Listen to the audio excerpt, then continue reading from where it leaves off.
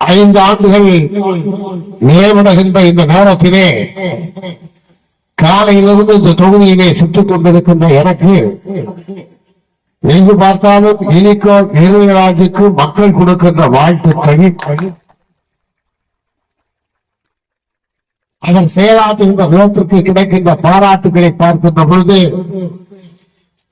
உண்மையிலேயே அந்த குடும்பத்திலே ஒருவனாக, அந்த குடும்பத்தின் மீது அக்கறை கொண்டவனாக என்னுடைய அன்பு தம்பி இனிகோ இருதயராஜ் அவர்களை நான் ஒரு துணை நண்பராக பார்த்திருக்கிறேன். ஒரு 100-200 பேரை வைத்து அவர் எப்படியெல்லாம் தன்னுடைய தொழிலை மேம்படுத்துகிறார், அந்த பணியாளர்களை எப்படி அரவணைத்து தன்னுடைய பணிகளை செயலாற்றிக் கொள்கிறார் என்கின்ற அந்த திறமையெல்லாம் நான் நேரில் பார்த்திருக்கிறேன். ஆனால் மக்கள் தொண்டராக, மக்கள் பணியாற்றுகின்ற ஒரு சட்டமன்ற உறுப்பினராக, அதிலும் ஒரு சிறந்த எம்எல்ஏவாக தன்னை நிரூபித்திருக்கிறார் என்கின்ற பொழுது உண்மையிலேயே அண்ணனாக நான் பெருமைப்படுகிறேன், வாழ்த்துகிறேன். இது தொடர வேண்டும் என்றும் நான் அருள் கூறுகிறேன். இன்னொன்றையும் நான் சொல்ல வேண்டும்.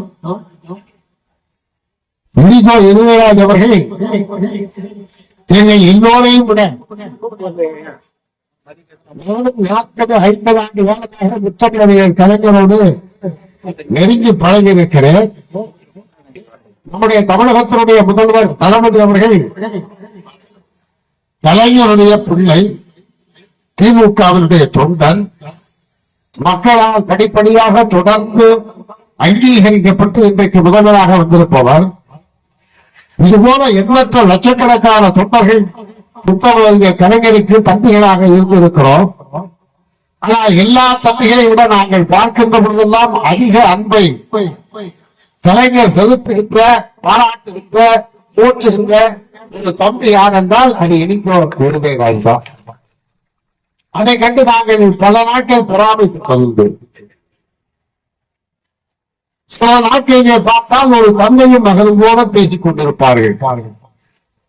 சில நேரங்களில் பார்த்தால் தலைவராகவும் தொண்டனாகவும் பேசிக் கொண்டிருப்பார்கள். சில நேரங்களில் பார்த்தால் நண்பர்களை போல பேசிக் கொண்டிருப்பார்கள். அப்படியெல்லாம் ஒரு செல்ல பிள்ளையாக கலைஞர் அவர்கள் இனிகோவை வைத்திருந்தால் அதை நான் கண்ணால் பார்த்து ரசித்தவர். சரி, அதற்கு பிறகு அவர் மறைவுக்கு பிறகு இன்றைக்கு தமிழகத்தில் முதல்வராக இருக்கின்ற நம்முடைய தளபதியார் அவர்கள் என்னை போலவே அந்த காட்சியெல்லாம் பார்த்து மனதில் நிறுத்திக் கொண்டவர்.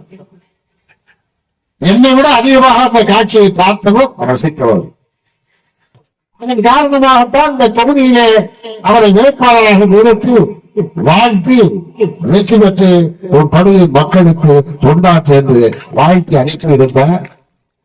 இன்றைக்கு அப்ப பணியை சரியாக செய்து தமிழக முதல்வரான தளபதியார் அவரிடம் வாழ்த்தையும் பெற்றுக் கொண்டிருக்கின்றார். தந்தையிடையும் வாழ்த்தை பெற்று, சமையலிடமும் வாழ்த்தை பெற்று, இந்த இடமும் வாழ்த்தை பெற்று எப்போன்ற அண்ணன்களுக்கு பெருமை சேர்க்கின்ற அந்த அன்பு தம்பிக்கு என் நெஞ்சார்ந்த வாழ்த்தலை நான் தெரிவித்துக் கொள்கிறேன். அதேபோல இந்த கூட்டத்திலே தமிழக கழக செயலாளர் அருமை சகோதரர் மதிவாணன் அவர்கள் இந்த கூட்டத்திற்காக என்னை அழைத்து நான் தங்கி இருந்த ஹோட்டலுக்கு வந்து கூப்பிட்டு வந்து மிக சிறப்பாக இந்த கூட்டத்தை ஏற்பாடு செய்திருக்கிறார். அதுபோல என் அருகிலே அன்புக்குரிய அண்ணன் கலை இலக்கிய பகுத்தறிவு பேரவனுடைய செயலாளர் அன்புக்குரிய அண்ணன் வண்ணை அரங்கநாதன் அவர்கள், துணைநேயர் திவ்யா அவர்களே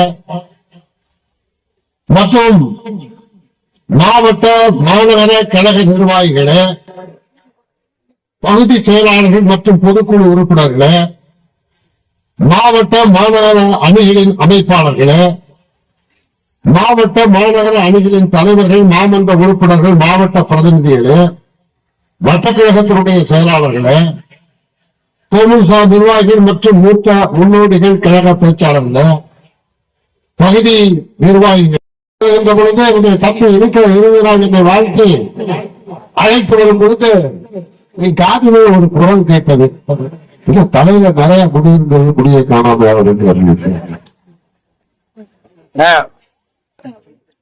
கிட்டத்தட்ட 50 ஆண்டு காலமாக திராவிட முன்னேற்ற கழகத்திலே தொண்டனாக நான் இருந்து கொண்டிருக்கிறேன். இன்னைக்கு நீங்க சினிமாவில பாத்தீங்கன்னா எல்லாரும் தாடி வச்சிருக்காங்க. கதாநாயகன்ல இருந்து வர்ற எல்லாரும் தாடிதான் வச்சிருக்காங்க.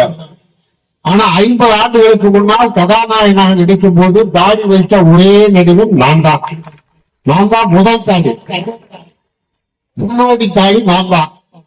அப்ப தலைமுறையாக முடி சுருளாக இருந்தது. இப்ப தலையில் முடியில்லை, சருகரிஎன்று இருந்த தாடி வெள்ளையாகி விட்டது. 50 ஆண்டு காலம் ஓடிவிட்டது. ஆனால் அதற்கு எனக்கு நான் பெருமைப்படுகின்றேன், மகிழ்ச்சி அடைகிறேன். காரணம் என்னன்னா, திருச்சிக்கே நான் 50 ஆண்டு காலமாக தொடர்ந்து வந்து கொண்டிருக்கிறேன். திருச்சியில இன்னைக்கு அன்பு தம்பி அன்பில் மகேஷ் பொய்யாமொழிக்காக வந்திருக்கிறேன். அதற்கு முன்னால் நம்முடைய அன்பில் பொய்யாமொழிக்காக வந்திருக்கின்றேன். அதற்கு முன்னால் அன்பிலாருக்காகவே நான் பிரச்சாரம் செய்ய வந்திருக்கிறேன்.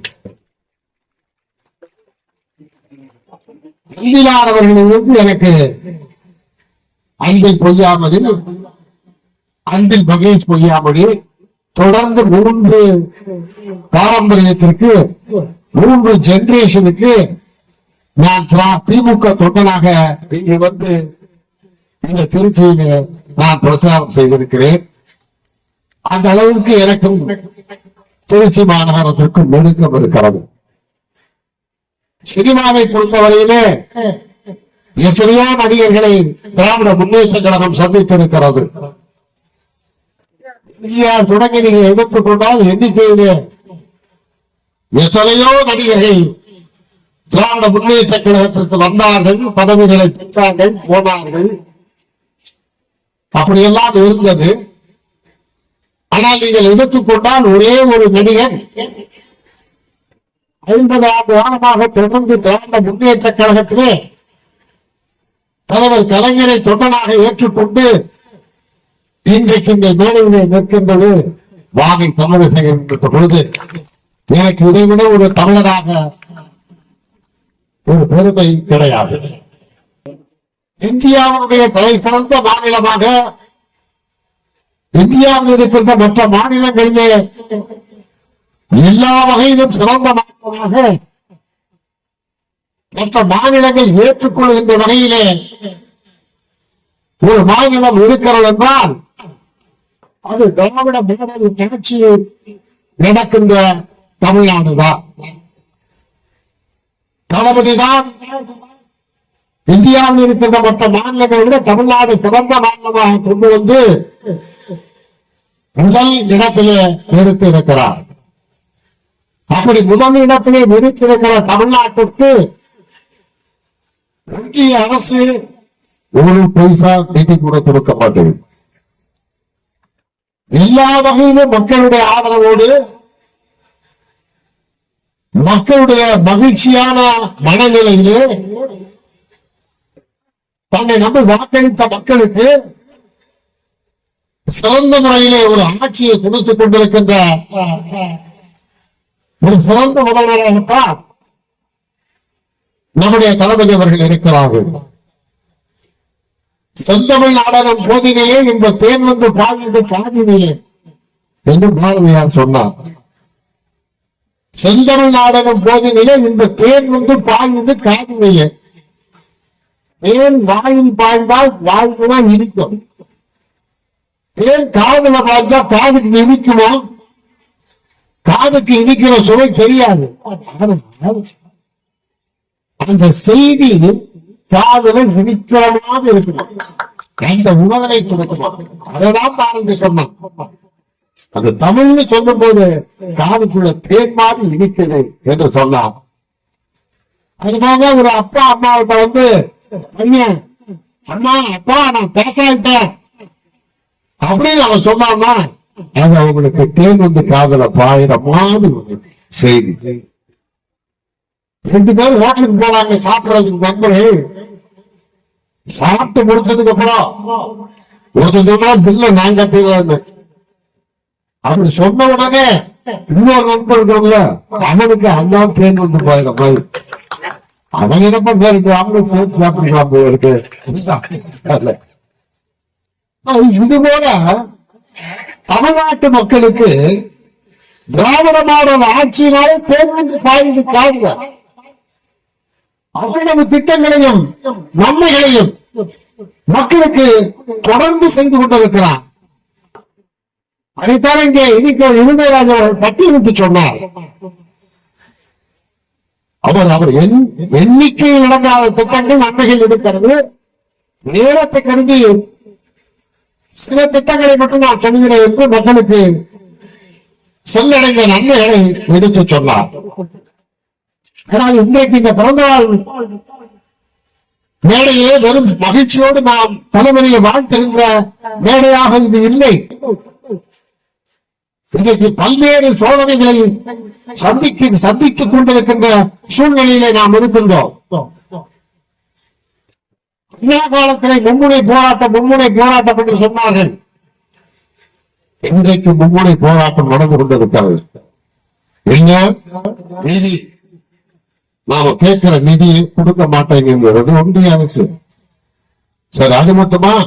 தொகுதி சீரமைப்பு, இருக்கிற தொகுதியை குறைக்கணும்னு ஒரு திட்டம். அது மட்டுமல்லாமல் ஹிந்தியை கொண்டு வந்தோம். இந்த 3 போராட்டத்தை சந்திக்கின்ற ஒரு இடத்தில் தான், ஒரு கட்டத்தில் தான் இன்றைக்கு நாம் நின்று கொண்டிருக்கின்றோம். எப்படியாவது இந்த 39 எம்பியை குறைக்கணும். அதுதான் ஒன்றிய அரசு போடுகின்ற திட்டம். இதே சமயத்துல இந்தியாவில் வந்து மக்கள் தொகை அதிகமாகிட்டு இருக்கு. மக்கள் தொகையை கட்டுப்படுத்தணும் என்று சொன்ன போது மக்கள் தொகையை கட்டுப்படுத்தியதையே முதல் மாநிலமாக தமிழ்நாடு விளங்கியது. அப்ப ஒன்றிய அரசு, அன்றைக்கு இந்திய அரசு என்ன சொன்னதோ அதை கேட்டு மக்கள் தொகையை கட்டுப்படுத்திய மாநிலம் தமிழ்நாடு. என்ன சொல்றான் ஒன்றிய அரசு? மக்கள் தொகையை வச்சு கணக்கிடுவோன்றான். அப்ப மக்கள் தொகையை வச்சு கணக்கிட்டா மற்ற மாநிலங்களோட நமக்கு எம்பி குறையும். இந்த 39 எம்பினால அவங்களால தாங்க முடியல. பாராளுமன்ற எத்தனை வைக்கிறாங்க, அது அவனால பொறுக்க முடியல. அதனால அதை எப்படியாவது குறைக்கணும். 543 தொகுதி அந்த சீரமைப்பு அவன் கொண்டு வந்தான்னா 8 சீட்டு குறைஞ்சு போகும் நமக்கு. அதே நேரத்தில் இன்னொரு திட்டம் இருக்கு. அவன் என்ன பண்றான், எம்பி 848 எம்பியா உயர்த்தப்பட்டா நமக்கு கூடுதலா 22 எம்பி கிடைக்கணும். ஆனா இதையெல்லாம் சதி திட்டம் தீட்டி இந்த அமித்ஷா என்ன சொல்றா, நான் ஒரு தொகுதி கூட தமிழ்நாட்டுக்கு கிடைக்க மாட்டேன்னு. அதெல்லாம் கதை. அமித்ஷாவும் மோடியும் சொல்ற எதையுமே நம்ம நம்ப கூடாது. அவன் சொல்றது ஒண்ணு, செய்யறது ஒண்ணு. அதனாலதான் 58 கிட்டத்தட்ட தமிழ்நாட்டில் இருக்கிற ஒரு 60 கட்சிகள்ல 58 கட்சி அனைத்தையும் கூட்டி இந்த தொகுதி மறுசீரமைப்புக்கு எதிர்ப்பு தெரிவித்து 2 நாளைக்கு முன்னாடி கூட்டம் கொடுத்தினாரு நம்முடைய தளபதி அவர்கள். விடமாட்டாங்க. எல்லாத்திலையும் வெற்றி கண்டு இருக்கின்ற தளபதி அவர்கள் இதிலும் வெற்றி காண்பார். வெற்றி காணாமல் விடமாட்டார். அது மாதிரி புதிய கல்வி கொள்கை, முன்மொழி கொள்கைன்னு கொண்டு வரலாம். முன்மொழி கொள்கை என்ன? இருமொழி கொள்கையில பிரமாதமா படிச்சுக்கிட்டு நல்லாதான் இருக்கணும். தாய்மொழியே இங்கிலீஷையும் கத்துக்கிட்டு இந்தியாவில் இருக்கிற மாநிலத்திலே அதிகமா படித்தவர்கள் இருக்கிற மாநிலம் வந்து தென் தமிழகத்தில் தான். கேரளாவும் தமிழ்நாடு தான் நம்பர் 1 இருக்கு. இருமொழி கொள்கையில பிரமாதமா நம்ம பண்ணிக்கிட்டு இருக்கோம். ஆனா மும்மொழி கொள்கை அப்படின்றதுல உங்களுக்கு விருப்பமான மொழியை படிக்கன்னு சொல்லிட்டு அவன் போடுற திட்டம் என்னன்னா ஹிந்தியை கொண்டு வர வேண்டும். ஹிந்தி பிரச்சார சபா இருக்கு சென்னையில, 50 வருஷமா ஹிந்தி பிரச்சார சபா இருக்கு. வேணும்னு சொல்றோமா? விருப்பப்பட்டு படிக்கிறவங்க படிக்கட்டும். கிடைக்கணும் நினைக்காத ஹிந்தியை கொண்டு வருவது திட்டம் இல்ல. மோடிக்கும் அமித்ஷாவுக்கும் ஹிந்தியை கொண்டு வருவது திட்டம் அல்ல. ஹிந்தின்ற முகமூடிக்கு பின்னாடி ஒண்ணு ஒளிந்திருக்கு, ஒரு பூதம். அதுதான் சமஸ்கிருதம். சமஸ்கிருதத்தை கொண்டு வர வேண்டும். இதே 50 வருஷத்துக்கு முன்னாடி சமஸ்கிருதத்தை நம்மளாம் படிக்க கூடாதுன்னு சொன்னான். ஏன்னா அது கடவுள் பாஷை, நாங்க மட்டும் தான் படிக்கணும், ஆரியர்கள் மட்டும் தான் படிக்கணும்னு சொன்னான். அதே சமஸ்கிருதத்தை எல்லாரும் படிக்கணும், அந்த மொழியை கொண்டு வரணும், செற்றுப்போய் கிடக்கின்ற அந்த மொழிக்கு உயிர் கொடுக்க வேண்டும் என்பது அவர்களுடைய சதி திட்டம். இந்த திட்டத்தெல்லாம் முன்மொழி திட்டத்தை கொண்டு வந்திருக்கிறார்கள். ஹிந்தி படிச்சா நன்மை, ஹிந்தி படித்தா எல்லா மாநிலத்திலும் நீங்க வேலைக்கு போலாம். ஹிந்தி பேரம் கூட தமிழ்நாட்டுக்கு வந்து வேலை பார்த்துட்டு இருக்கான். இங்க வேலை இல்லாம என்ன இங்க வந்துட்டு இருக்கான். இங்க இருந்து நாங்க ஏன்டா ஹிந்திக்கு போனோம்? அதுல ஒரு தலைவரோ ஒரு அமைச்சரோ சொல்றாங்க ஹிந்தி படிச்சா பல நன்மைகள் இருக்கு. என்னடா நன்மை இருக்கு? பான்பூரி விற்கிறாங்கல்ல, அவங்கிட்ட போய் பிளேட் பானி பூரி தேகோவா, பிளேட் பானி பூரி தேங்கோ. இதுக்கு நாங்க 1ஆவதுல இருந்து 12ஆவது வரைக்கும் ஹிந்தி படிக்கிறோமாடா? நம்ம ஊர்ல வந்து அவன் நார்த் இந்தியன் வேலை செய்வானா, சட்னி சாம்பார் கேட்கறதுக்கு நம்ம ஹிந்தி படிக்கணுமா? 1ஆவதுல இருந்து 12ஆவது வரைக்கும் ஹிந்தி படிக்கணுமா? பார்த்தாரு. இதனாலதான் கோபம் வந்தது, எதிர்க்கிறாரு. ஆனா அவர்களுடைய திட்டம் வந்து தமிழை அழிக்க வேண்டும், தமிழ் மொழியை அழிக்க வேண்டும், தமிழர்களை அழிக்க வேண்டும், தமிழ் கலாச்சாரத்தை அழிக்க வேண்டும், தமிழ் பண்பாடை அழிக்க வேண்டும். புதிய கல்விக் கொள்கை ஏற்ற மாநிலத்துல வந்து என்ன நடந்திருக்கு? புதிய கல்விக் கொள்கை மும்மொழி திட்டத்தை ஏற்றுக்கொண்ட மாநிலங்களும் இருக்கு. பீகார் இருக்கு, மத்திய பிரதேசம் இருக்கு, ராஜஸ்தான் இருக்கு, சத்தீஸ்கர் இருக்கு, ஜார்க்கண்ட் இருக்கு. அங்கெல்லாம் மும்மொழிக்கு வந்து 3 மொழி 2 மொழிக்கு சொல்லிக் கொடுக்க வாத்தியார் இல்ல, டீச்சர்ஸ் இல்ல, மும்மொழிக்கு இல்ல. அப்ப நான் சொன்ன இந்த மாநிலத்தில் எல்லாம் மாணவர்கள் சேர்க்கை கம்மியா இருக்கு. அது மட்டும் இல்ல, இந்த 5 ஆண்டு காலத்துல பள்ளியிலிருந்து காலேஜ்ல போய் சேர்றதுக்கான கம்மி, காலேஜ் போனவங்களே கம்மி ஆயிட்டாங்க. ஆனா அந்த கல்வி அமைச்சர் என்ன சொல்றார்? மும்மொழி கொள்கையை ஏற்றுக்கொண்டால்தான் தமிழ்நாட்டிற்கு கல்வி நிதி 2150 கோடி ரூபாய். எவ்வளவு கொடுமை! ஆனா எந்த நிதியுமே உங்கள்கிட்ட ஒன்றிய அரசு வந்து வாங்காமல் மிக சிறப்பாக நடத்திக் கொண்டிருக்கின்றார் திராவிட மாடல் ஆட்சியில் தலைமுறை. இப்ப 2150 கோடி ரூபாய் தலைநாட்டை போடுறாங்க. ஆனா இதுவரைக்குமே நீ நிதி கொடுக்காமலே பள்ளி கல்வித்துறை அமைச்சராக நம்முடைய அன்பை மகேஷ் பொய்யாமலே சிறந்த முறையில ஆட்சி நடத்திக் கொண்டிருக்கிறார். சிறந்த முறையில அவருடைய துறையை கவனித்துக் கொண்டிருக்கிறார். நீ 2150 கோடி இல்ல 10,000 கோடி கொடுத்தாலும் ஒரு தொடர்பு தமிழ்நாட்டுக்குள்ள தளபதி அவர்கள் விடக்கட்டால் பிள்ளைய விடக்கட்டால் அது மட்டும் இறுதி. ஹரியானா, பீகார், மராத்தி இந்த மாநிலத்தெல்லாம் முன்மொழிக்குங்க. அது ஒவ்வொன்றையும் ஒவ்வொரு, இப்ப தமிழ்நாட்டுல தமிழ் பேசுற மாதிரி ஹரியானால ஒரு மொழி பேசுறாங்க, பீகார்ல ஒரு மொழி பேசுறாங்க, மராத்தில ஒரு மொழி பேசுறாங்க. ஆனா அந்த மொழியெல்லாம் இப்ப பேசுறது இல்லை. அது மாதிரி தமிழ்நாட்டுக்குள்ள நுழைந்து தமிழ்நாட்டுக்குள்ள தமிழ் மொழி நம்ம பேசக்கூடாது. இப்ப வந்திருக்கிற நாட்டுக்கு மாதிரி இன்னொரு பங்கு உள்ள வந்துருச்சுன்னா தமிழ் மறந்தாயிடும், தமிழ் மொழியை பேச முடியாது. இப்ப நான் சொன்னேன் ஹரியானா, பீகார்ல தமிழ்நாடுதான் தமிழ் மொழி, ஹரியானா ஹரியானா மொழி இருக்கு, பீகார்ல பீகார்னு ஒரு மொழி இருக்கு, மராத்தியில மராத்தி ஒரு மொழி இருக்கு. ஆனா அந்த மொழியெல்லாம் பேசுறதுல எல்லா மாநிலத்திலையும் ஹிந்தி தான் பேசுறாங்க. அதே நிலைமை தமிழ்நாட்டுக்கு நிறைய பேர் சீக்கிரமா வர்றதுக்கான வாய்ப்பு இருக்கு. மோடி அமித்ஷாவுடைய திட்டமே அதுதான். ஆனால் அதையெல்லாம் தாண்டி தமிழ்நாட்டிலே சமூக நீதி, கல்வி, மருத்துவம், எந்த துறையை எடுத்துக்கொண்டாலும் ஒரு சிறந்த ஆட்சியை நடத்திக் கொண்டிருப்பது திராவிட முன்னேற்ற கழகத்தினுடைய ஆட்சி. மோடி ஆகட்டும், அமித்ஷா ஆகட்டும், மோடி ஒரு அருமையான நடிகர்னா மோடி தான் பிறந்த நடிகர், பிரம்மாண்டமான நடிகர். நான் நடிகர் தான், நான் 300 படத்துக்கு மேல நடிச்சிருக்கேன்.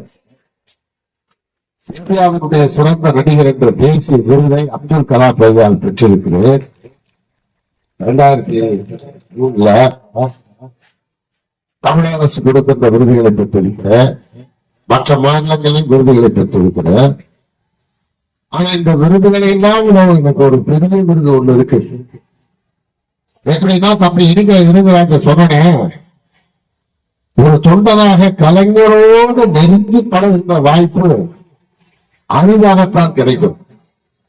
அவர் பெயரை சொல்லி அழைத்து தன் அருகிலே உட்கார வைத்துக் கொள்கின்ற அந்த அன்பு இருக்கிறது, அந்த பாங்கு இருக்கிறது. கலைஞருக்கு ஒரு சாக்லேட் பிடிக்கும், மில்க் சாக்லேட் ரொம்ப பிடிக்கும். அது எங்களுக்காக தெரியாது, அது இருக்கிறாங்க மட்டுமே தெரியும். அவர்தான் அவர் தொழிலுக்கு வெளிநாடுதான் போயிட்டு வரும்போதெல்லாம் இனிக்க விருதுகளை பார்த்தா அவரு போனது, அவர் முகத்தை போனது, அவர் ஒரு சாக்லேட் வாங்கிட்டு அந்த சாக்லேட்டை வாங்கி பிடிச்சு ஒரு குழந்தை மாதிரி கலைஞர் சாப்பிட்ட காட்சிகளை நான் பார்த்திருக்கிறேன். அந்த மாதிரி எனக்கு எத்தனையோ திரைப்படங்கள் நடித்திருந்தாலும் பல விருதுகளை பெற்றிருந்தாலும் நான் போல நான் இந்த மாதிரி கட்டுக்கடங்காத கூட்டத்தோடு நான் சொல்றது ஒரு 50 வருஷத்துக்கு முன்னாடி, ஒரு 50 ஆண்டுகளுக்கு முன்னாடி எங்க ஊருக்கு வரும்போது, கலைஞர் பிரச்சாரத்துக்கு வரும்போது தூரத்திலிருந்து கலைஞரை பார்ப்பேன். பக்கத்துல போக முடியாது, கூட்டம் பயங்கரமா இருக்கும். இப்ப பாத்தீங்கன்னா மின்விளக்கு பிரமாதமா இருக்கு, மேடையில அங்க இருந்து பார்த்தாலும் மேடை நிக்க தெரியும். அப்ப நான் கூட்டு போயிட்டு அவ்வளவுதான் இருக்கும். நான் சொல்றது இப்ப 66 அப்ப நான் பள்ளியில படிச்சுட்டு இருக்கேன். தூரத்துல இருந்து கலைஞரை பார்ப்பேன். ஸ்பீக்கர் இப்படி எல்லாம் இருக்காது, குழாதான் இருக்கும். அந்த குழாய்கிட்ட நின்று அப்படியே அவருடைய குரலை கேட்டுக்கிட்டு இருப்பார். அப்ப அவனுடைய குரல் கேட்கும், என் உயிரை வேறாதே அன்பு உடற்பாப்பு தமிழர்களே, நீதியை குறைகளை தூக்கி போட்டாலும் கட்டால் விதப்பேன், அது நீங்கள் ஏறி பயணம் செய்யலாம். தவிர்த்து வாழ்க்கை இன்றைய பொழுது அந்த குரல் கம்பீர குரல், அந்த குரல் இன்னும் காதுகளில் வீங்க ஆரம்பித்துக் கொண்டிருக்கிறது. அப்படியெல்லாம் தூரத்திலிருந்து பார்த்தோம்னா சினிமாவில் நடிக்கிறேன். சினிமாவில் நடிக்கிறதுக்கு பிறகு நான் திமுக காரன் என்பது தலைவருக்கு தெரியாது, தலைவரை நான் நேசிக்கிறேன் என்பது தலைவருக்கு தெரியாது. ஏன்னா நான் கடைசி தோண்டதுல என்னை அவருக்கு தெரியுற அவசியம் இல்லையே. அதற்கு பிறகு நான் சினிமாவில் நடித்த பிறகு கலைஞர் இல்லத்திலிருந்து கலைஞருடைய உதவியாளர் சண்முகநாதன் அவர்கள் எனக்கு தொலைபேசியிலே பேசி உங்களை தலைவர் பார்க்க விரும்புகிறார் என்று சொன்னார். என்ன பார்க்க விரும்புகிறாரா? இது அதிசயம். எங்கேயோ கட்டுக்கணக்கான கூட்டத்தில் கடைசியில் நின்று அவரை பார்க்க முடியாத, மிதப்பு பார்க்க முடியாத இலக்கி தவிச்சது அவனுக்கு பார்க்க போறோமா? குஷியில போய் தலைவரை பார்க்க கோபாலம் போறேன். இந்த சின்ன படிக்கட்டு வழியா ஏறி மேல போறேன், தலைவர் உட்கார்ந்துருக்காரு. இப்ப இருக்க அந்த மஞ்சள் துண்டு அதெல்லாம் வெள்ள துண்டு உட்கார்ந்து இருக்காரு. எனக்கு தைரியமான காலு போடல பாக்குறேன். அப்ப அவரு என்ன பேச போறாரோ அப்படின்னு அப்படியே ஆசை அப்படியே பார்த்துட்டு இருக்கேன். ஏன்னா நம்ம கலைஞரை பார்த்ததுன்னா எப்படின்னா சினிமாவை பார்க்கும்போது அவர் வந்து பேசுவாரு, மேடையில பேசும்போது இப்ப பேசுற மாதிரி தூய தமிழ்ல இலக்கண தமிழ்ல பேசிதான் பார்த்திருக்கு. அப்ப திடீர்னு நல்ல மாதிரி சாதாரணமா பேசுறாரு. கணக்கெல்லாம் பார்த்தேன், நாகரிக சொல்ல பார்த்தேன், சுமை பார்த்து சவுக் பண்ணி பார்த்தேன், நல்லா நடிச்சிருக்கேன். கலைஞர் மாதிரி வேற யாராவது உட்கார்ந்து அப்படி அளவுக்கு கற்பனை இருக்க. அப்ப அவர் சொன்ன வார்த்தை, நடிகர் சிவாஜிக்கு பிறகு லட்சிய நடிகர் SSRக்கு பிறகு நல்ல தமிழ் பேசுகிற ஒரு தமிழ் நடிகர் சினிமா உலகத்திற்கு கிடைத்திருக்கிறார்.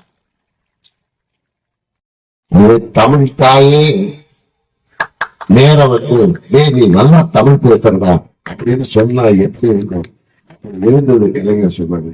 எதுக்காக சொல்றோம்னா, எத்தனை விருதுகள் வாங்கினாலும் இந்தியாவுடைய சிறந்த நடிகர் உலகத்தில் எத்தனை விருதுகள் வாங்கினாலும் இனி வாங்க இருந்தாலும் கலைஞர் வாயால் நீ நல்லா தமிழ் பேசுறேன்னு சொன்னார்ல, அதுதான் உலகத்திலே சிறந்த விருது, அதுதான் பெரிய விருது. நான் மதுரையிலே ஒரு கிராமத்திலே பிறந்தவன், விவசாய குடும்பத்திலே பிறந்தவன். இன்றைக்கு திருச்சியிலே வந்து இங்கே மேடையிலே நின்று கொண்டு வெள்ளை வேட்டி வெள்ளை சட்டை கட்டிக்கொண்டு கருப்பு வேட்டியை கட்டிக்கொண்டு என் தம்பிக்காக நான் இங்கே மேடையை நிற்கின்றேன் என்றால் உறவினர்கள் என்று நம்ம ஊர்ல தான் இருப்பாங்க, கொஞ்சம் பேர் தான் இருப்பாங்க. ஆனால் தமிழ்நாட்டில் எங்க போனாலும் எனக்கு உறவு, எங்க போனாலும் எனக்கு சொந்தம். இங்க யார் கொடுத்தது? என் தலைவன் கலைஞர் கொடுத்தது, என் தலைவன் தளபதி கொடுத்தது. உறவு, ரத்தம், சொந்தம், இனம், மொழி, பண்பாடு, கலாச்சாரம் எல்லாம் நாங்க வேண்டாம். எங்களை அழிக்க முடியுமா மோடி? எங்களை அழிக்க முடியுமா அமித்ஷா? நீ எவ்வளவு நடிகன்னு எங்களுக்கு தெரியும். நீ தமிழ்நாட்டுக்கு வரும்போது வேட்டி கட்டுகிற, பாரதியார் வாழ்கின்ற திருக்குறளை பற்றி பேசுற. ஆனா நீ பிளைட்ல ஏற அந்த வேஸ்ட் அவுட்டு பேண்ட் போடங்களே தமிழை எப்படி க்ளோஸ் பண்ணலாம்னு திட்டம் போடுற. அப்படித்தான் ஒருத்தாலே பொறுப்புள்ள இதுல 2 பேர். அந்த ஒரு பழமொழி சொன்னாங்க தமிழ்நாட்டுல, மன்னர்கள் காலத்துல ஒரு பழமொழி, ஒரு முறைக்குள் 2 வாள் இருக்க முடியாது என்று சொல்வாங்க. அது என்னன்னா, 2 ஈக்குவலான வீரர்கள் வந்து ஒரு இடத்துல இருக்க முடியாது, ஒரு முறைக்குள் ஒரு வாள் தான் இருக்க வேண்டும் அப்படின்னு. அது வந்து ரொம்ப வீரத்துக்கு எடுத்துக்காட்டு உதாரணம். அது மோடிக்கு அமித்ஷாக்கு அது ஒத்து வராது. மோடிக்கு அமித்ஷாக்கு என்ன ஒத்து வருதுன்னா, புருஷன் பொண்டாட்டி இருக்காங்க, வீட்டுக்காரத்தால வேலைக்கு போறோம், புது வீடு கட்டிருக்காரு. வெளியில வரும்போது பார்த்தா வீட்டுல ஒரு சின்ன விரிசல், சின்னதா ஒரு விரிசல். ஏன்னா வா பெரிய வீடு கட்டினா அது ஒரு விரிசல் இருக்கு அப்படின்னு வருஷத்தோட போயிட்டாரு. அவர் என்ன சொன்னாலும் அவங்க சம்சாரம் கேட்காது, மெதுவாதான் இப்ப செய்ய அந்த மாதிரி. ஆனா அன்னைக்குன்னு அதை கொத்தி பூசி எல்லாம் நல்லா சுத்தமா வச்சிருக்கு. இவர் வேலைக்கு போயிட்டு வந்தோடனே பார்த்தா, நான் சொன்னாலே செய்ய மாட்டேன், நான் சொல்றதுக்கு முன்னாடியே நான் வருத்தப்பட்டேன். ஏன்னா வீட்டுல ஒரு விருப்பம் இருக்காது, அதை கொத்தி பூசிட்டீங்க எப்படிமா அப்படின்னு. அந்த சம்சாரம் சொல்லிச்சா, ஒரு வீட்டுல 2 கிராக் இருக்கக்கூடாது, இன்னொரு கிராக் இருக்கக்கூடாது, அதனால இந்த ஒரு கிராக் போதுன்னு சொல்லிச்சான். அது மாதிரிதான் இருக்கு, 2 கிராக் இருக்கு. இந்த 2 கிராக் வந்து நமக்கு வேற மாநிலத்துக்கு தொல்லை கொடுக்குது, நமக்கு தொல்லை கொடுக்குது. ஆனா விட மாட்டாரு, எல்லா வேலையும் தெரிந்தவர், எல்லாம் பார்த்தவர், தெரிந்தது புரிந்தது அறிந்தது அறியாதது தாம் வசனம் வரும்போது சினிமாவை திருவிளையாடல்ல நக்கீரன் சிவாஜி பேசுவார்ல, அனைத்தும் தெரிந்தவர் தளபதி ஸ்டாலின் அவர்கள். தெரிஞ்சுக்க யார சொல்றாங்க? மோடியை சொல்றேன், மோடியை அமித்ஷா சொல்றேன். எங்களுக்கு தெரியும் எங்க தலைவர் யாரு, எங்க தலைவர் தளபதி எப்படி எல்லாம் கையாள்வாரு, எப்படி எதிரிகளை அழிப்பார்னு எங்களுக்கு தெரியும். ஆனா உங்களுக்கு தெரியாம நீங்க வந்து விளையாடுறீங்க. தமிழ்நாட்டுல வந்து பெரியார் இருந்தாரு, பெரியாருடைய குணம் வந்து முரட்டுத்தனமா பேசுவாரு. அண்ணா இருந்தாரு, அண்ணா ரொம்ப கனிவா பேசுவாரு, அவங்க கோபம் கூட முகத்தை வச்சுதான் கண்டுபிடிக்க முடியும். கலைஞர் இருந்தாரு, ரொம்ப உணர்ச்சி வசப்பட்டு பேசுவாரு, உணர்ச்சி வசப்பட்டு வாழ்த்திடுவாரு, திட்டிடுவாரு, 2 செஞ்சிருவாரு. ஆனா அந்த 3 பேரும் தான் வந்து தமிழ்நாட்டிலே இன்னைக்கு நம்ம நல்லா இருக்கோம், இன்னைக்கு நம்ம எல்லாம் ஒன்னா கூடி வந்து கம்பீரமா உட்கார்ந்து இருக்கோம்னா அதுக்கு காரணம் பெரியார், அண்ணா, கலைஞர் தான். அதுல மாற்றுக்கிறது கிடையாது. ஆனால் பெரியார் மறைந்த உடனே திராவிடர்கள் முடிச்சுனாங்க. அதுக்கப்புறம் அண்ணா அதை தலை தூக்குறாரு. அண்ணா என்ன சொன்னாரு, நீங்க பெரியாரை விட்டு வெளியே விட்டீங்களே, நீங்க அப்போ பெரியாருக்கு எதிரியான்னு கேட்ட போது நாங்கள் இரட்டை குழல் துப்பாக்கி என்று சொன்னார். கலைஞர் வந்த பிறகு இந்த ஆட்சியவே பெரியாருக்கு காணிக்கையாக கொடுக்கிறேன் பெரியாரை போய் பார்த்தாரு. ஆக பெரியாருக்கு ஒரு குணம், அண்ணாவுக்கு ஒரு குணம், கலைஞருக்கு ஒரு குணம். 3 பேரும் வெவ்வேறு குணம் படைத்தவர்கள். 3 பேரும் வெவ்வேறு விதத்திலே தமிழ்நாட்டு மக்களுக்காக, தமிழ் மொழிக்காக, கலாச்சாரத்திற்காக, பண்பாட்டுக்காக சாதனை செய்தவர்கள். இந்த 3 பேரும் இல்லை என்ற போது இந்த நாடு எப்படி இருக்கும்? இந்த தமிழ்நாடு எப்படி இருக்கும்? இந்த திராவிடர் கழகம் என்ன ஆகும்? இந்த திராவிட முன்னேற்ற கழகம் என்ன ஆகும் என்று யோசித்தார்கள். தளபதி வந்தாரு. கலைஞர் அரசியலில் இருக்கும் போது அவர் சந்தித்த தேர்தல்களை விட அதிகமான வெற்றியை சட்டமன்றத்திலே, நாடாளுமன்றத்திலே, உள்ளாட்சி தேர்தலில் எல்லாத்திலையும் வெற்றியை செய்து காட்டியவர் தான் தளபதி அவர்கள். அதனால மோடிக்கு, அமித்ஷாவுக்கும் சொல்றது, நான் சொல்றது என்னன்னா, எங்கள்கிட்ட 3 பேர் இல்ல அப்படின்னு நினைக்காதீங்க. பெரியாரு, அண்ணா, கலைஞர் 3 முகமும் ஒன்னா சேர்ந்து ஒரு முகம் இருக்குதுன்னா அது தளபதி மு.க. ஸ்டாலின். அதனால பெரியாருடைய குணமும் இருக்கும், அண்ணாவின் குணமும் இருக்கும், கலைஞரின் குணமும் இருக்கும், தளபதிக்கென்ற ஒரு தனி குணமும் இருக்கு. அதனால மௌன நீங்க உங்க கதை முடிய போது அதை நாங்க வேடிக்கை பார்க்கத்தான் போறோம். அது நிச்சயமா நடக்க போகுது. நீ ஏழை எளிய மக்களை எல்லாம் விட்டுட்ட. அதானியும் அம்பானியும் கார்பரேட்டுகளுக்கு கோடி கோடியாக கடன் தள்ளுபடி. அதானிக்கு அம்பாவுக்கு 25 கோடி கடன் தள்ளுபடி. என்னது? வாக்களித்த மக்களுடைய நிலைமை என்ன? எல்லா மாநிலத்திற்கும் சேர்த்து ஒன்றிய அரசு கொடுக்கிற நிதி எவ்வளவு இருக்கும்? மொத்தமா இந்தியாவில் இருக்கிற எல்லா மாநிலத்துக்கும் 14 லட்சம் கோடி. அந்த 14 லட்சம் கோடியில தமிழ்நாட்டுக்கு கொடுக்கிறது வெறும் 58,000 தான். அதையும் கொடுக்கல. ஆனா வரி அதிகமா செலுத்துற தமிழ்நாட்டுக்கு 58,000 கொடுப்பாங்க. இருக்கிறதுலே வரி கம்மியா கற்ற உத்தரப்பிரதேசத்துக்கு 2,55,000 கோடி. எவ்வளவு பாரபட்சம் பார்க்கிறோம், எவ்வளவு நம்ம மேல காழ்ப்புணர்ச்சி தமிழ்நாட்டு மேல, தமிழர்கள் மேல, தமிழ் மொழி மேல. யாரெல்லாம் பிஜேபிக்கு முட்டு கொடுக்கிறானோ, யாரெல்லாம் பிஜேபிக்கு சாதா போடுறாங்களோ அவங்களுக்கெல்லாம் நிதியை அள்ளி கொடுக்கிறான். ஆனா ஒன்றிய அரசுல எந்த உதவியும் பெறல.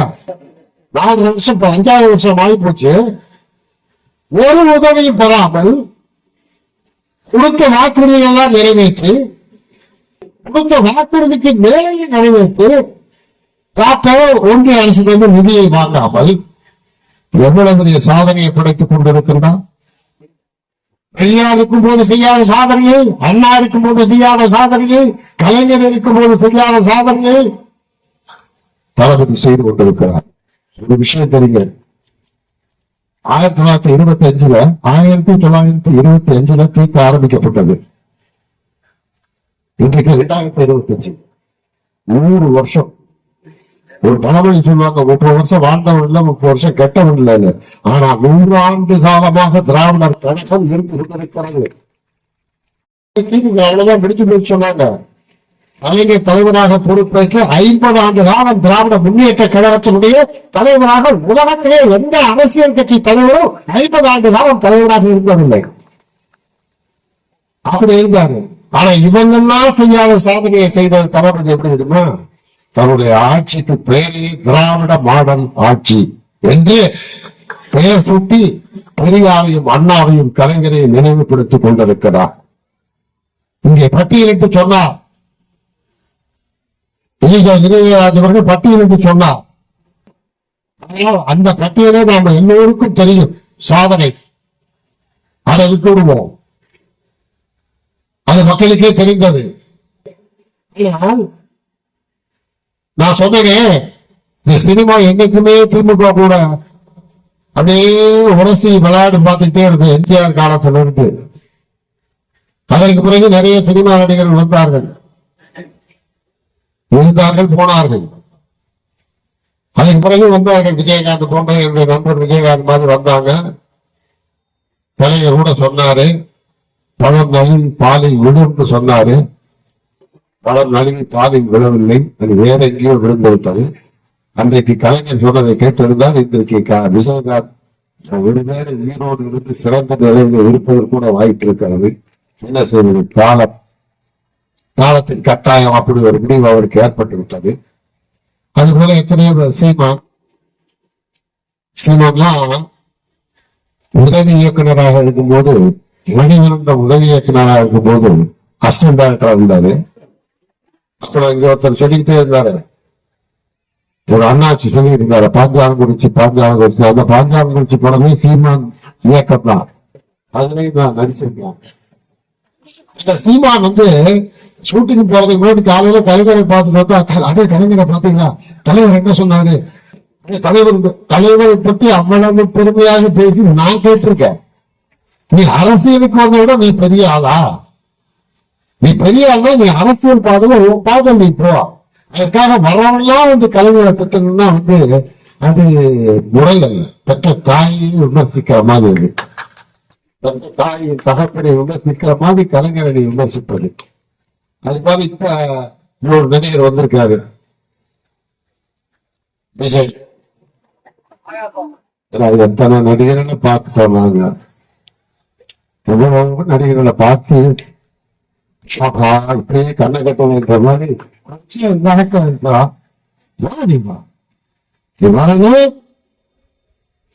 களத்தில் இறங்க வேண்டும். மக்களை சந்திக்க வேண்டும். ஜனநாயக நாட்டிலே யார் வேண்டுமானாலும் அரசியலுக்கு வரலாம். மக்கள் ஏற்றுக்கொண்டால் மாபெரும் தலைவராக வரலாம். ஆனால் நான் ஒரு திமுக தொண்டனாக உனக்கு எச்சரிப்பது, நாங்க சாதாரணமான ஆள் கிடையாது, நினைக்கிற மாதிரி சாதாரண ஆள் கிடையாது. ஆனா இப்ப வர எல்லாரும் என்ன நினைச்சுக்கிறாங்க, கலைஞரை, திமுகவை, தலைவர் ஸ்டாலினை சொல்லிட்டோம்னா நம்ம பெரிய ஈஸியா வளர்ந்துடலாம் அப்படின்றதுக்கு பயன்படுத்திக் கொண்டிருக்கிறாங்க. நான் விஜய்க்கு சொல்றேன், அது வாய்ப்பே இல்லை ராஜா, அது வேற, அது சீமான். இப்ப இவருக்கு நாம சொல்றது, விஜய்க்கு நீ ஹீரோ நடிச்சிட்டு இருக்க, அரசியலுக்கு வந்துட்ட. எங்களுக்கு 3 ஹீரோ இருக்காங்க, நீ ஒரு ஹீரோ. உங்களுக்கு 3 ஹீரோ. கலைஞர் ஒரு ஹீரோ, தலைமை ஸ்டாலின் ஒரு ஹீரோ, உதயநிதி ஸ்டாலின் ஒரு ஹீரோ. கலைஞர் எப்படின்னா ஹீரோ. வாழ்க்கையில நீ சினிமாவை கூட அந்த மாதிரி காட்சியை பார்க்க முடியாது. தமிழை காப்பதற்காக தண்டவாளத்திலே தலை வைத்து உயிரை கொடுக்கின்ற ஒரு காட்சியை நீ எந்த சினிமாயாவது பார்க்க முடியுமா? ரியல் ஹீரோ கலைஞர், ரியல் ஹீரோ தளபதி ஸ்டாலின். எமர்ஜென்சில 24 வயதுல மனைவி திருமணம் முடித்த 6 மாதத்துல போன சிறைச்சாலைக்கு சினிமாவில கூட இந்த காட்சியை பார்க்க முடியுமா? அப்படி 2 ஹீரோ. 3வது ஹீரோ இருக்காரு, அவரு ஹீரோ. இந்த மாதிரி சினிமாலேயே ஹீரோ, ரியலாவும் ஹீரோ. எப்படி ஹீரோ? தளபதி ஸ்டாலின் மாதிரி மக்களால் தேர்ந்தெடுக்கப்பட்டவரு, மக்களால் தேர்ந்தெடுக்கப்பட்டு சட்டமன்ற உறுப்பினராகி மந்திரியாகி துணை முதலமைச்சராக இருக்கார். நாளைக்கு முதல்வர் ஆவாரு. இது காலம், இதுதான் மக்களுடைய தீர்ப்பு. அதனால இந்த 100 வருஷத்துக்கு தீக்கா இருக்க போகுது. இன்னொரு 50 ஆண்டு காலத்திற்கு திராவிட முன்னேற்ற கழகம் இருக்க போகுது.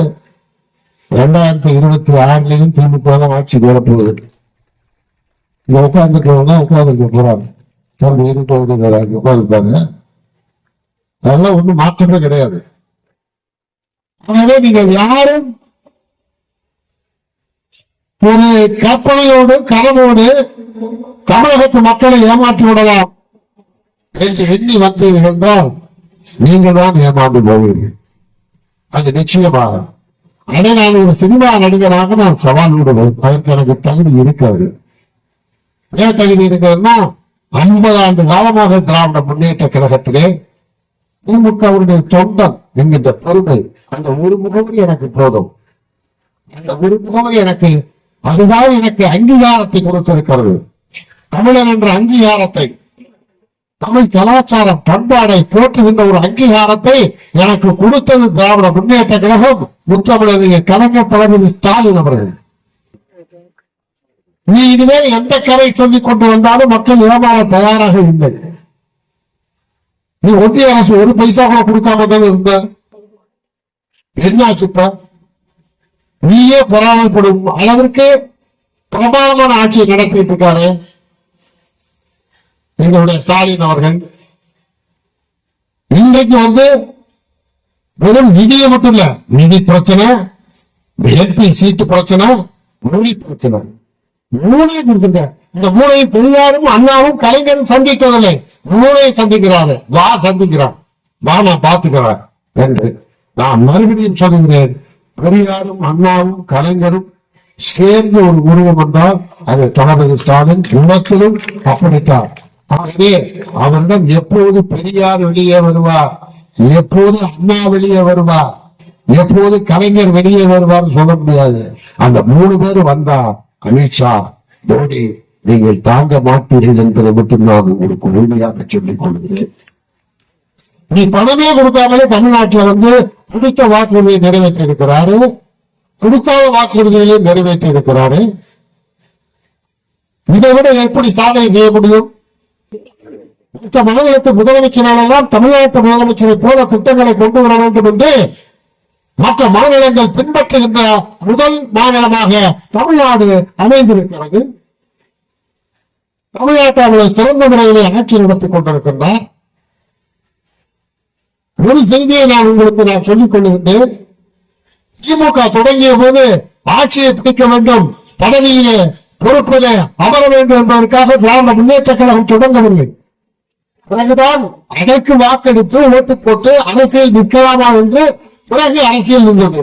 ஆனால் கட்சி தொடங்கப்பட்ட போது இந்த மொழியை காப்பாற்றணும், இந்த இனத்தை காப்பாற்றணும், இந்த கலாச்சாரத்தை காப்பாற்றணும், இந்த பண்பாட்டை காப்பாற்றணும், தமிழனாக தலைநிமிர்ந்து நிற்க வேண்டும். அதுக்காக அந்த இயக்கம் தொடங்கப்பட்டது. அதனால நான் சொல்றேன், பதவியில் இருந்தாலும் பதவியில் இல்லாவிட்டாலும், ஆட்சியில் இருந்தாலும் ஆட்சி பொறுப்பில் இல்லாவிட்டாலும் திராவிட முன்னேற்ற கழகம் இன்னொரு 100 ஆண்டு காலத்துக்கு இந்த மக்களுக்காக பணி செய்ய காத்துக் கொண்டிருக்கிறது, தயாராக இருக்கிறது. அதற்கான படை திறந்து கொண்டிருக்கிறது. அதற்கு உதாரணம் இந்த மேடையை சொல்லலாமே. அன்பின் தலைமையில அன்பிலாம், அதுக்கப்புறம் பொய்யாமொழி, அதுக்கப்புறம் இப்ப மகேஸ்வர். இது ஒரு உதாரணம் இந்த மேடைக்கு. இப்படித்தான் திமுகவில் குடும்பமாக தமிழ் மொழிக்கு தியாகம் செய்ய தயாராக இருக்கிறார்கள். ஒரு செய்தி மட்டும் சொல்றேன். கலைஞர் மேல அன்பிலார் எவ்வளவு அன்போடு இருந்தார்ன்றது தூக்குமேடைன்னு நான் ஒரு திரைப்படம் நடிச்சேன். கலைஞர் சொன்னாரு, நீ நிறைய எம்ஜிஆர் முதலமைச்சரா இருக்காரு, எம்ஜிஆர் சிஎம்மா இருக்காரு, உன் மேல ரொம்ப கோபமா இருப்பாரு. ஆனா நீ நடிச்சேன்னா நிறைய வசனங்கள் இருக்கிறது. ஆனா அந்த வசனங்களை நீ பேசினாதான் இந்த திரைப்படத்தையும் தூக்குமலை நாடகத்தையும் சினிமாவை எடுக்க முடியும். ஆனா உனக்கு நிறைய எதிர்ப்பு வரும், அதை பார்த்துக்க, எனக்கு நீ சொல்லிருந்தாரு. அப்பயே நான் சொன்னேன், அடிப்படையில் திமுக காரன் தலைவரை, நான் திமுக தொண்டன். என்ன கூட்டு நீங்க பராசக்தி மனோகரா வசனத்தை மனப்பாடம் பண்ணி பேசிட்டு இருந்த எனக்கு உங்க பேனா எனக்காக திறந்து எனக்காக இந்த சந்திரசேகருக்காக வசனம் எழுத போதுமே, இதை விட எனக்கு என்ன பொறுமை வேணும்? நான் நடிக்கிறேன்னு சொல்றேன். சொந்த மாதிரியே தூக்குமேடையை எடுத்த பிறகு பல்வேறு விதமான எதிர்ப்புகள், போராட்டங்கள் அதையும் சொன்னார் தலைவர். நான் சொன்ன உனக்கு என்று. அப்ப இந்த படம் முடிஞ்சு சென்சாருக்கு போயிருக்கு தூக்குமேடை. அப்ப சென்சார்ல என்ன பண்றாங்க, வசனத்தை எல்லாம் கட் பண்றோம். கலைஞர் எழுதின வசனத்தெல்லாம் இந்த வசனம் வேண்டாம், அந்த வசனம் வேணாம், சென்சார் போடல. ஒரே டென்ஷனா வீட்டுல உட்கார்ந்து இருந்தாரு கலைஞர். அப்ப அன்பிலார் வந்தாரு, நானும் இருந்தேன். அந்த படத்தோட இயக்குனர் அமிர்தம், தலைவரோட அக்கா பையன் அமிர்தம் தான் அந்த படத்தோட டைரக்டர். நாங்க எல்லாம் எடுக்கிறப்ப நாங்க 2 பேரும் நானும் அமிர்தமும் சென்சார் போடா ஆபீஸுக்கு போய் ஆர்கியூ பண்ணி எங்களை அனுப்பிச்சிட்டாரு. அப்பதான் அன்பிலார் வர்றாரு. அன்பிலார் வந்தோடனே என்ன தலைவரும் என்ன டல்லா இருக்கு, என்ன விஷயம் கேட்கிறாரு. ஒண்ணும் இல்லையா, என் படத்தோட சென்சார் நடந்துட்டு இருக்கு, நிறைய டயலாக் எல்லாம் கட் பண்றாங்க, முக்கியமான டயலாக் எல்லாம் வெட்டுறாங்க, எனக்கு ரொம்ப வருத்தமா இருக்கு அப்படின்னாரு. அப்படியா தலைவர, சரி கொஞ்சம் இருக்கு. அன்பு வெளியே வந்தவரு அன்பிலாரு என் வசனத்தை வெட்டுறாங்கன்னு தான் சொன்னாரு கலைஞர். நேர சென்சார் போர்டு வந்துட்டாரு அன்பிலார். நானும் அமரும் மேல அந்த ஆபீஸரோட மாடியில ஆர்கியூ பண்ணிட்டு இருக்கோம். கீழே சந்திரசேகர் தமிழா அப்படின்னாரு. எட்டி பார்த்தா அன்புலா நிற்கிறாரு. என்ன என் தலைவர் டாலாக வெட்டுறானே, போச்சு போய் அவன் டாலா கொட்டினாலும் நான் அவனை விட்டு அருவா தூக்க முடியாது. எந்த அளவுக்கு தலைவர் மேல் கொண்டிருக்கின்ற அன்பு பாசம் பிறநாதி காட்சிகள் எல்லாம் நான் பார்த்தேன். அதனாலதான் எனக்கு ஒரே நினைவு இது போது நமக்கு. என்னோட தம்பி இனிக்க கூட நான் சொல்லுவாரு, அண்ணா இதுதானே நிறைவான வாழ்க்கை. தலைவர் நம்ம மேல அன்பு வச்சிருக்காரு, கலைஞருடைய அன்பு, தலைவருடைய அன்பு, இது போது வாழ்க்கையில் நின்ற நம்ம ஒரு தமிழனா இதை விட என்ன சந்தோஷம் சொல்லுவாங்க. அதுதான் நமக்கான ஒரு அங்கீகாரம், அதுதான் நமக்கு கிடைத்திருக்கிற பெருமை. அந்த பெருமையோடு நாம் எல்லாருக்கும் கிடைத்திருக்கிற பெருமை, நாம் எல்லோருக்கும் கிடைத்திருக்கிற பெருமை. இதுல ஒரு சிலர் திமுகவை சேராமல் பொதுமக்களாக கூட நீங்கள் வந்திருக்கலாம். அந்த பொதுமக்களுக்கு நான் சொல்றேன், திமுக ஒரு கட்சி அரசியல் நீங்க நினைக்காதீங்க. நம்ம குடும்பத்துல ஒருத்த மாதிரி திமுக. உங்களுக்கு ஒரு பிரச்சனை, உங்க வீட்டுல ஒரு துன்பம், ஒரு துயரம் என்றால் ஓடி வந்து நிற்பதே திமுக தான். எனக்கு எங்களுக்கு ஆட்சி தேவையில்லை, பொறுப்பு தேவையில்லை, எதுவும் பதவி தேவையில்லை, ஒன்றும் தேவையில்லை. உங்களையே நம்பி இருக்கிறோம். உங்கள் வீட்டு வாசலிலேயே காத்திருப்போம். உங்களுக்காக உங்கள் கண்ணீரை துடைக்க எங்கள் கரங்கள் காத்துக் கொண்டிருக்கிறது. நீங்கள் புன்சிரிப்போடு மகிழ்ச்சியாக தெரிவித்தால் அது எங்களுக்கு பெரிய மகிழ்ச்சி, எங்கள் உள்ளத்திலே பெரிய பண்பை கொடுக்கும், மகிழ்ச்சியை கொடுக்கும். ஆகவே இந்த நேரத்தில் இக்கட்டான இந்த சூழ்நிலையில் கூட நிச்சயமாக தளபதி அவர்கள் வெல்வார்கள். இந்த 3 பிரச்சனையிலும் நிச்சயமாக வெல்வார்கள். அடுத்து 2026 மீண்டும் தமிழகத்தின் முதல்வராக தளபதி அவர்கள் வருகிறார்கள். தொடர்ந்து தமிழ்நாட்டு மக்களுக்கு நன்மைகளை செய்கிறார்கள். இதுக்கு ஒரே ஒரு சின்ன ஒரு உதாரணத்தை சொல்லி நான் முடிக்கிறேன். ஒரே ஒரு சின்ன கதை. இது எனக்கு எங்க ஐயா எங்க அப்பா சொன்ன கதை. அழிஞ்சு போலாம். இது ஒரு கதை. எக்கச்சக்கமான தோட்டம் தெருவு இருக்கு. அவருக்கு 2 பசங்க, அண்ணன் 2 பேரு. 2 பேரை கூப்பிடுறாரு, எப்ப எனக்கு வயசாகி போச்சு, நான் ஓய்வு எடுத்துக்கலான் இருக்கேன், நீங்க 2 பேர் உங்க 2 பேருக்கும் சொத்தை சரிசமமா பிரிச்சு கொடுத்துடுறாங்க, நீங்க அதை வச்சுக்கிட்டு உழைச்சு முன்னேறுங்க, ஒரு 5 வருஷம் கழிச்சு என்ன பாருங்க அப்படின்னு சொத்தை பிரிச்சு கொடுத்துட்டாரு சமமா. அப்ப இந்த 2 பேரும் கேட்கறாங்க, அப்பா நீங்க பிரிச்சு கொடுத்துட்டீங்க, நாங்க நல்லா இருக்கிறதுக்கு முன்னேறதுக்கு ஏதாவது ஒரு யோசனை சொல்லுங்களேன் அப்படின்னு சொன்ன உடனே அவர் சொல்றாரு, உங்களுக்கு 3 யோசனை சொல்றேன், 3 யோசனை. நம்ம வீட்டுல இருந்து தோட்டம் ஒரு 5 கிலோமீட்டர். தோட்டத்துக்கு நிழல்லையே போ, நிழல்லையே வா, வெயில் படக்கூடாது, நல்லா வாய்ப்பு ருசியா சாப்பிடு, சரிதாங்க, நிம்மதியா தூக்கு. 3வது இந்த 3 மட்டும் செய்ய, நீங்க முன்னேறீங்களா போகலான்ட்டு அனுப்பிச்சு விட்டாரு. 2 பேரும் போயிட்டாங்க. 5 வருஷம் கழிச்சு 2 பேரும் வரா, அண்ணன் தம்பி 2 பேரும்.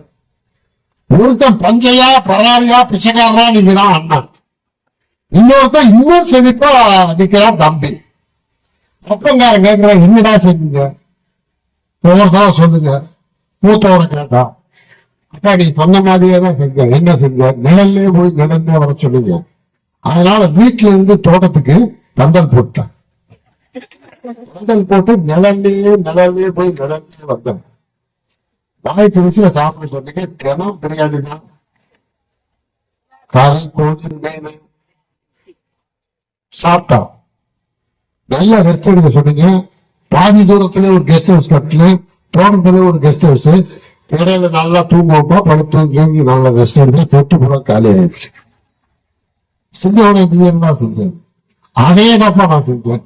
எப்படி இருக்க, நல்லா ஆயிடுச்சுப்பா சொத்து. எப்படி நீங்க தோட்டத்துக்கு நிழல்லையே போய் நிழல்லையே வர சொன்னீங்க. நான் காலையில சூரியன் உதிக்கிறதுக்கு முன்னாடி தோட்டத்துக்கு போயிடுவேன். ஒவ்வொன்றும் நிழல்லையே போயிடுவேன்னா பகல் மீறி அந்த உழைப்பேன், இப்படித்தான் வேலையை முடிப்பேன். அதுக்குள்ளே சூரியன் விழுந்துடும், நிழல்லையே வீட்டுக்கு வந்துடுவேன். வாய்ப்பு ருசியா சாப்பிட சொன்னீங்க.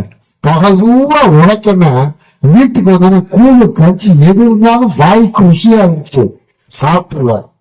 நிம்மதியா தூங்க சொன்னீங்க. பகல் பூரா உழைப்புக்கு இந்த கஞ்சி குடிச்சதுக்கு தலாரி கூட தேவையில்லை, கையை தலைக்கு வச்சா நிம்மதியான தூக்கத்தை சொட்டு. மோடிக்கு அமித்ஷாவுக்கு நான் சொல்றது என்னன்னா, மற்ற மாநிலம் எல்லாம் மூத்த மகன் மாதிரி இளைய மகன் எப்படி கொஞ்சம் சொத்து சேர்ப்பாங்க. அதுதான் எங்க தளபதி ஸ்டாலின் அவர்கள். நீ காசே கொடுக்காட்டி இருக்கிறத வச்சு டபுள் ஆக்குவாரு. அப்படிதான் தமிழ்நாட்டை டபுள் ஆக்கி வச்சிருக்காரு. 2026 ட்ரிபிள் ஆக்க போறாரு. அதனால மகனே எந்த பாஷாவும் படிக்காது, மோடியினுடைய வித்தவே படிக்காது, அமித்ஷாவுடைய பாஷாவும் படிக்காது. ஆகவே நாம் மகிழ்வோடு இருப்போம். ஆனால் ஒன்றை மட்டும் உறுதியோடு இருப்போம். என்ன முடிவு எடுக்கிறாரோ தளபதி அவர்கள் அந்த முடிவுக்கு கட்டளைக்கு அடிபணிந்து அவர் பின்னே படை நடத்தி செல்வோம், வெற்றி காப்போம் என்று சொல்லி வாய்ப்புக்கு நன்றி கூறி விடைபெறுகிறேன்.